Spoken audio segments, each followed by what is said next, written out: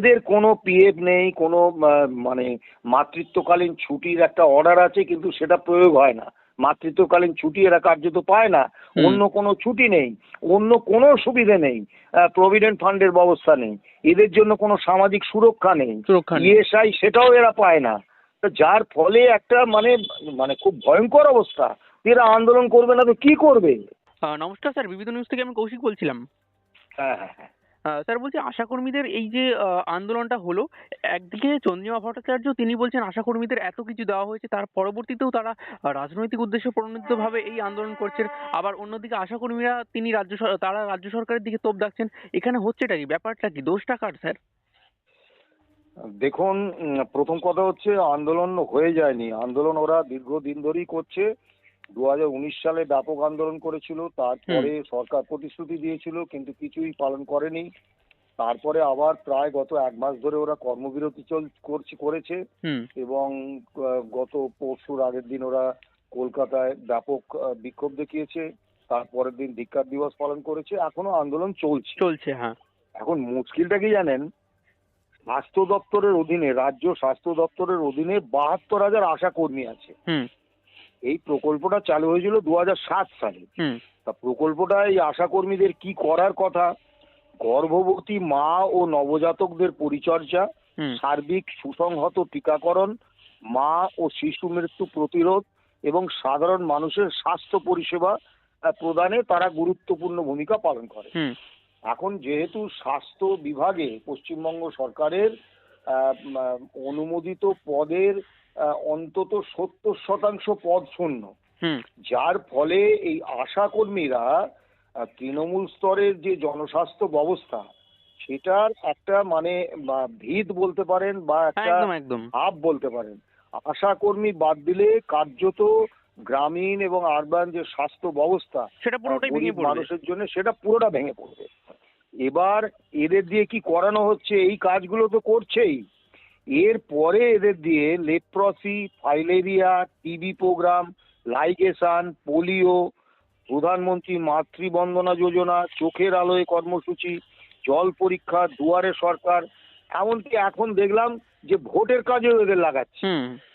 এবার এই বিপুল কাজ করতে এবং যেহেতু এর সঙ্গে গর্ভবতী মা এবং নবজাতকদের পরিচর্যার বিষয়টা আছে, এই কারণে এদের ডিউটিটা কিন্তু 24 ঘন্টা। কারণ একজন গর্ভবতী মা কখন প্রসব করবেন এটা তো আর দিনের আলোয় ওই তার সময়কালের মধ্যে করবেন এরকম তো ব্যাপার নয়।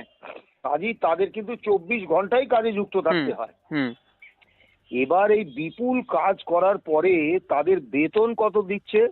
5,250 টাকা মাত্র, অন্য কোনো সুযোগ সুবিধে নেই। এবার আপনি ভাবুন, 5,250 টাকা মাইনে দিয়ে এদেরকে দিয়ে আপনি কাজ করিয়ে নিচ্ছেন দিনের পর দিন। 5,250-কে আপনি 30 দিয়ে ভাগ করুন, করে দেখুন যে দৈনিক মজুরি কত হয়। অন্তত ন্যূনতম 26,000 টাকা মজুরি, যেটা অষ্টম বেতন কমিশন বলেছে যে একজন সরকারি কাজে যুক্ত একজন ব্যক্তির ন্যূনতম বেতনটা 26,000 টাকা হওয়া উচিত। অন্তত সেইটুকু তো দেওয়া উচিত ছিল। তারপরে দেখুন, এদের কিছু ইনসেনটিভ এরা পায় সেন্ট্রাল গভর্নমেন্টের থেকে, সেই ইনসেনটিভ গুলো তাদের বকেয়া রয়েছে। কয়েক বছর ধরে তাদের ইনসেনটিভ বকেয়া। শুধু তাই নয়, কোনো দিনই তাদের কেন্দ্র রাজ্য মিলিয়ে তাদের যে ভাতা পাওয়ার কথা এটা কোনো দিনই আপ টু ডেট হচ্ছে না একদম। এবং পাবলিক লিক ইনসেনটিভ বা পিএলআই বলে একটা ইনসেনটিভ ওরা পায়, সেটা 1 বছর বাকি আছে। এখন মুশকিল হচ্ছে, কেন্দ্রীয় সরকার ওই বিক্ষোভ যখন ওরা সমাবেশ করছিলেন, লকেট চট্টোপাধ্যায় গিয়েছিলেন। লকেট চট্টোপাধ্যায় হচ্ছেন বিজেপি নেত্রী। এখন মুশকিল হচ্ছে যে এই যে স্বাস্থ্য মানে আশা কর্মীদের এই যে মানে সমস্যা, এই যে একটা ভয়ঙ্কর অবস্থা, এর জন্য কিন্তু শুধু রাজ্য সরকারের দায় নেই, এটা কেন্দ্র রাজ্য প্রকল্প। এবং কেন্দ্র এই রাষ্ট্রীয় স্বাস্থ্য মিশনে 8,582 কোটি টাকা দেয়নি।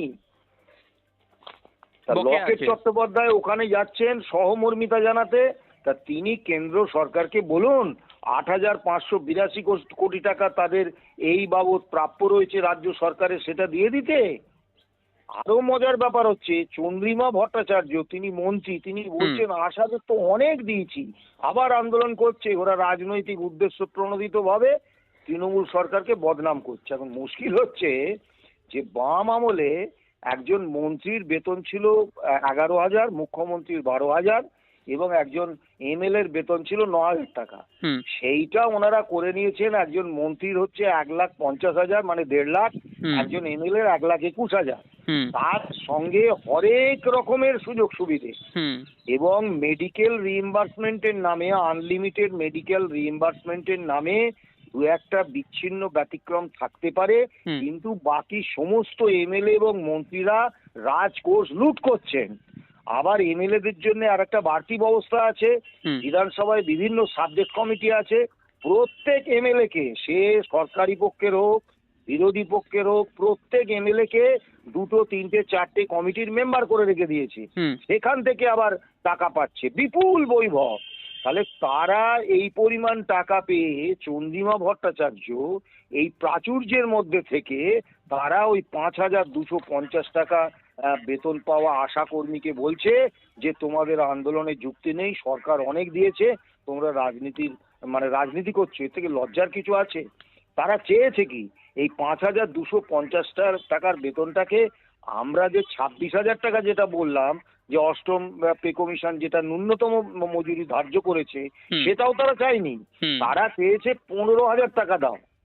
ভাবো, 15,000 টাকা তারা চেয়েছে। আর চেয়েছে যেসব আশাকর্মী মারা গেছে সেই মৃত কর্মরত অবস্থায় মৃত আশাকর্মীর পরিবারকে 5 লক্ষ টাকা এককালীন দেয়া। এদের কোনো পিএফ নেই, কোনো মাতৃত্বকালীন ছুটির একটা অর্ডার আছে কিন্তু সেটা প্রয়োগ হয় না। মাতৃত্বকালীন ছুটি এরা কার্যত পায় না, অন্য কোনো ছুটি নেই, অন্য কোনো সুবিধে নেই, প্রভিডেন্ট ফান্ডের ব্যবস্থা নেই, এদের জন্য কোনো সামাজিক সুরক্ষা নেই, ইএসআই সেটাও এরা পায় না। যার ফলে একটা খুব ভয়ঙ্কর অবস্থা। এরা আন্দোলন করবে না তো কি করবে? কিন্তু এরপরও আর মন্ত্রী এরকম বলছে। এরপরও স্যার আশাকর্মীরা তারা বলেছেন যে আমরা এত আশাকর্মী আছি, আমরা মমতা বন্দ্যোপাধ্যায়কে বুঝিয়ে দেবো। এর পরবর্তীতেও কি মমতা বন্দ্যোপাধ্যায় বুঝতে পারবেন বা একটু হলেও ভয় পাবেন, সতর্ক হবেন একটু হলেও? দেখুন, মমতা বন্দ্যোপাধ্যায় বলুন আর চন্দ্রিমা ভট্টাচার্যই বলুন আর ওই লকেট চ্যাটার্জি বলুন, এরা রাজনীতি করতে এসেছেন তো। এখন অতীতে রাজনীতি করতো যারা, তাদের একটা গুণগত মান থাকতো। এখন যারা রাজনীতি করেন তাদের গুণগত মান বলে কিছু থাকে না। কাজী এই যে 5,250 টাকা মাইনে পাওয়া একজন আশা কর্মী, তার যে কি জীবন যন্ত্রণা, অন্য কোনো সুযোগ সুবিধে না পেয়ে তার যে কি জীবন যন্ত্রণা, এইটা অনুভব করার ক্ষমতা এদের নেই। মমতা ব্যানার্জি বা ওই চন্দ্রিমা ভট্টাচার্য ভাবছেন আরে 5,250 টাকা দিচ্ছি, অনেক টাকা দিচ্ছি, তাদের বাপের সম্পত্তি থেকে দিচ্ছেন তো, অনেক টাকা দিচ্ছি, আবার কি। অথচ দেখুন এই কদিন আগে ডাব্লিউবিসিএস দের, বোধহয় 2-3 দিন আগে ডাব্লিউবিসিএস দের জন্য 100টা জয়েন্ট সেক্রেটারির পোস্ট, 40টা স্পেশাল সেক্রেটারি পোস্ট বাড়িয়েছে। কি বিপুল পরিমাণ খরচ রাজ্য নিজের কাঁধে নিয়েছে শুধু ডাব্লিউবিসিএস এক্সিকিউটিভ অফিসারদের কিছু পাইয়ে দেবো। এর আগে তাদের 2টো করে ইনক্রিমেন্ট দিয়েছে, অনেকেই 3টে ইনক্রিমেন্ট নিয়েছে। অর্থাৎ তাদেরকে কেন দিচ্ছে? আপনি তো প্রশ্ন করবেন যে ডাব্লিউবিসিএস দের এত দিচ্ছে, তা আশা কর্মীদের দিতে আপত্তি কোথায়?